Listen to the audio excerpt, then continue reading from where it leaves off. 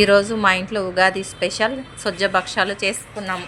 ముందుగా ఒక ప్యాన్ పెట్టుకొని అందులో నెయ్యి వేసుకొని ఒక గ్లాసుడు దొడ్డు రవ్వ వేసుకొని నెయ్యిలో బాగా వేయించుకోవాలి.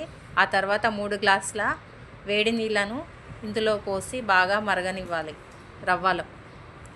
రవ్వ దగ్గరికి పడిన తర్వాత ఉడికింది అని కన్ఫర్మ్ చేసుకున్న తర్వాత ఒక గ్లాసుడు రవ్వకి 2 గ్లాసుల పంచదార వేసుకొని ఉడకనివ్వాలి.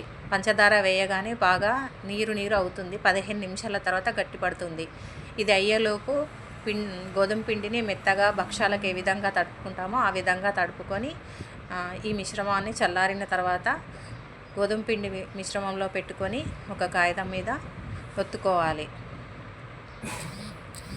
ఈ వత్తిన పూరీని నూనెలో వేయించుకొని కాల్చుకోవాలి, అటువైపు ఇటువైపు. ఇదేనండి మా ఇంటి స్పెషల్ సొజ్జ భక్షాలు. అందరికీ హ్యాపీ ఉగాది.